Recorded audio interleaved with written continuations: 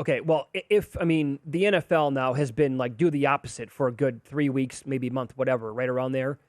So if you're going to do the opposite tonight, right, it would make sense to bet the 49ers because they haven't looked good all year long. No. They're awful at home. Yep. The Rams are one of the better teams in the NFC, if not, the best. And they just added really? Beckham. You think so? I'm saying they're in the conversation with the Cowboys and the Packers and the Cardinals. Yeah. The Buccaneers. But again, like look what happened to the Buccaneers yesterday. It's the NFL. Every game, every week is different.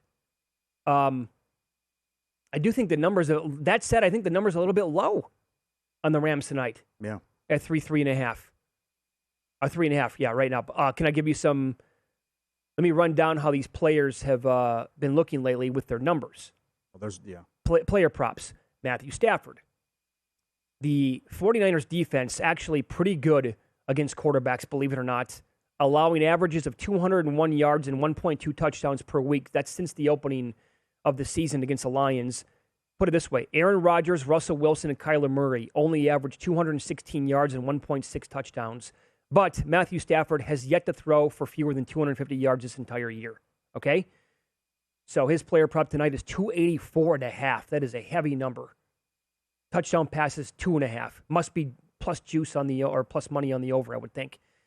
Darrell Henderson. He has rushed for 50 yards or more in all but one game so far this year. The Niners have allowed a lead back to go over 50 yards in 6 of their last 8, including each of their last 3 games. Elijah Mitchell.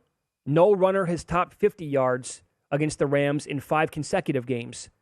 However, they are allowing the 9th most receiving yards and 12th most receptions to running backs. So that's Stafford and the running backs tonight. As for the wide receivers, here you go with Cooper Kupp. You're thinking Cooper Kupp, long shot MVP? Okay. Well, you can't yell at me because I know.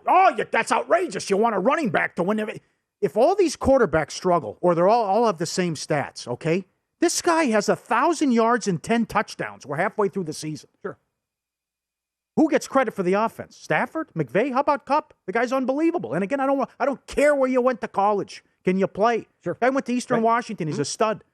Why not MVP Cooper Kupp? I think if he has 20 touchdowns and 2,000 yards? If he sets the all-time record for receiving yards, yeah. 20, right? Like it's to me, it's silly. Always has been that it's got to be like the best quarterback on the best team. No, why is it always a quarterback? I'm with you.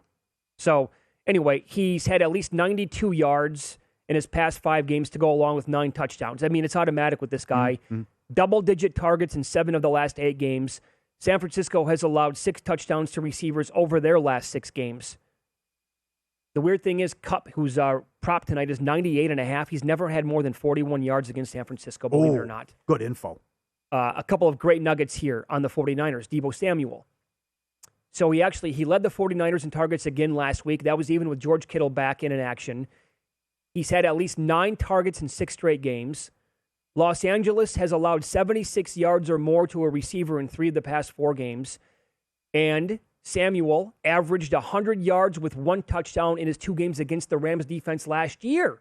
And by the way, the Rams defense a year ago was probably better. Now, Kittle came back last week. How about this? This is incredible stuff. Scored a touchdown, 100 yards, first time this season. The last time he did that was in 2020, week 6 against the Rams.